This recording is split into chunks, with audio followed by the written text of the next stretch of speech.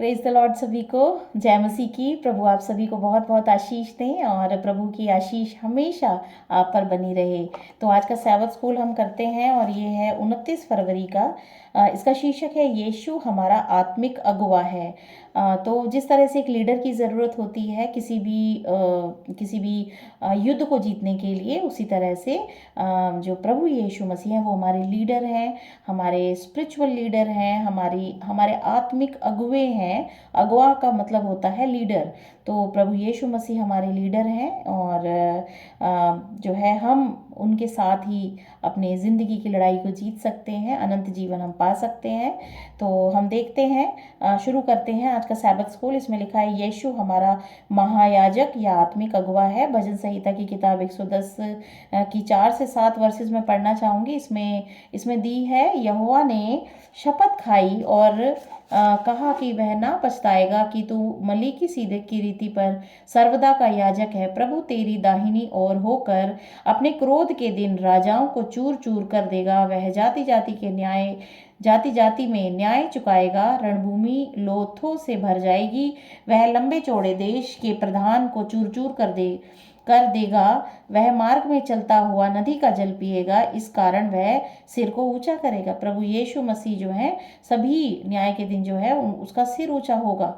परमेश्वर की ये वाचा है। यहोवा ने ये जो है शपथ खाई है कि वो ना पछताएगा और सर्वदा मलीकी सीधी की रीति पर जो है प्रभु यीशु मसीह को जो है वो स्थापित किया है। एक महायाजक के रूप में जो है परमेश्वर के स्वर्ग में जो है प्रभु यीशु मसीह एक महायाजक के रूप में स्थापित किए जा चुके हैं, जो हमारे लिए निवेदन कर रहे हैं कि उन्होंने जो बलिदान दिया है उस बलिदान से वो हमारे पापों को परमेश्वर के आगे निवेदन कर रहे हैं कि वो क्षमा करें। और क्योंकि हमारे जो परमेश्वर हैं वो न्यायी परमेश्वर हैं, इसीलिए जो है प्रभु यीशु मसीह का आना हुआ। अन्यथा हमारे परमेश्वर जब न्याय के दिन जब न्याय करेंगे तो फिर उनका जो है इस तरीके से जो है ये सब मतलब प्रभु यीशु मसीह के द्वारा ही वो न्याय कर रहे हैं अपने लोगों का। जो भी उनके ऊपर विश्वास करता है और पश्चाताप करके जो है प्रभु यीशु मसीह को ग्रहण करते हैं, तो वो फिर पाप नहीं करते और पवित्र आत्मा उनको दी जाती। इस तरीके से परमेश्वर न्याय करेंगे सभी के बीच में और प्रभु यीशु मसीह का सिर ऊंचा किया जाएगा और हम सभी का भी सिर ऊंचा किया जाएगा, जिन्होंने जो है अपने पाप से जो है अपने पश्चाताप किया है, सच्चा पश्चाताप करके परमेश्वर के आज्ञाकारी बच्चे बने हैं। तो हमारे लिए प्रभु यीशु मसीह स्वर्ग में जो है महायाजक के रूप में कार्य कर रहे हैं। तो आगे पढ़ते हैं। इसमें लिखा है महायाजक के रूप में उसका कार्य हमारे लिए इतना विशेष क्यों है? क्योंकि मनुष्य जाति के लिए सिर्फ एक आशा है, प्रभु यीशु मसीह जो कि स्वर्ग में जो है महायाजक के रूप में हमारे लिए जो है विनती कर रहे हैं परमेश्वर के सामने। स्वर्ग में महायाजक के रूप में उसका कार्य हमें क्या आशा देता है? अनंत जीवन की आशा देता है, इटर्नल लाइफ, जो कि हम परमेश्वर के साथ जो है स्वर्ग में बिता पाएंगे। प्रभु अपने लोगों से एक विशेष प्रतिज्ञा करता है। इब्रानियों 6:18 में लिखा है, ताकि दो बेबदल बातों के द्वारा जिनके विषय में परमेश्वर का झूठा ठहरना अनहोना है, हमारा दृढ़ता से ढांढस बंध जाए, जो शरण लेने को इसीलिए दौड़े हैं कि उस आशा को जो हमारे सामने रखी हुई है प्राप्त करें। यहाँ पे परमेश्वर ने जो है प्रभु यीशु मसीह पे जो है छाप लगाई है और जो है परमेश्वर का झूठा ठहरना अनहोना है। परमेश्वर कभी झूठ नहीं बोलता है, क्योंकि वो एक मनुष्य नहीं जो झूठ बोले। परमेश्वर जो है वो परमेश्वर है, उसका जो वचन है वो सत्य है और हमेशा उसका जो है वो पालन होता है, वो सत्य ही रहता है। तो हमारा जो है प्रभु यीशु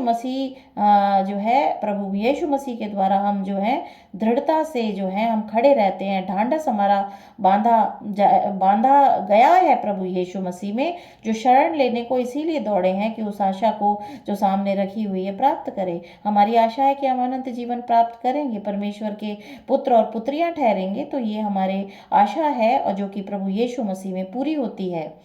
आगे हम पढ़ते हैं। इसमें लिखा है, यीशु हमेशा के लिए उनका राजा और महायाजक या आत्मिक नेता रहेगा। हम देखते हैं 110 अध्याय भजन संहिता, उसकी 1 से 3 वर्ष हमें बताती है, मेरे प्रभु से यहोवा की वाणी यह है कि तू मेरे दाहिने हाथ बैठ, जब तक मैं तेरे शत्रुओं को तेरे चरणों की चौकी न कर दूं। तेरे पराक्रम का राजदंड यहोवा सिय्योन से बढ़ाएगा, तू अपने शत्रुओं के बीच में शासन कर। तो प्रभु यीशु मसीह जो है अपने शत्रु, देखिए मनुष्य जाति का जो शत्रु सबसे बड़ा है वो मृत्यु है, और प्रभु यीशु मसीह ने जो है मृत्यु को जीत लिया है और जीवन में जो है वो हमें जीवन देते हैं। तो मृत्यु जो है बैरी है मनुष्य जाति की भी, परमेश्वर की भी। इसीलिए मेरे प्रभु से यहोवा की वाणी यह है कि तू मेरे दाहिने हाथ बैठ। परमेश्वर यीशु मसीह को अपने दाहिने हाथ बैठा रहे हैं, जब तक मैं तेरे शत्रुओं को तेरे चरणों की चौकी न कर दूं। मृत्यु को परमेश्वर ने यीशु मसीह के चरणों की चौकी कर दिया है, और अब जो है मृत्यु ना रही, और जो है मृत्यु के चंगुल से मनुष्य जाति को छुड़ाया गया है। इस तरह से परमेश्वर का वचन बताता है कि ये जो है परमेश्वर ने जो है ये तय कर दिया है, यीशु मसीह में अनंत जीवन जो है मानव जाति पा सकती है। और प्रभु यीशु मसीह का जो राजदंड है वो यहोवा सिय्योन से बढ़ाएगा। तो अपने शत्रुओं के बीच में शासन कर। देखिए मत मृत्यु के बीच में प्रभु यीशु मसीह शासन कर रहे हैं। और देखिए किस तरीके से तीसरे दिन जो है प्रभु यीशु मसीह उठे, और जो है वो जो है आज स्वर्ग में विराजमान है। तो उन्होंने मृत्यु को हराया है और वो जीवित है, और यीशु मसीह ने कहा कि मैं जीवित हूं तो तुम भी जीवित रहोगे। और परमेश्वर का जो वचन है वो सत्य है।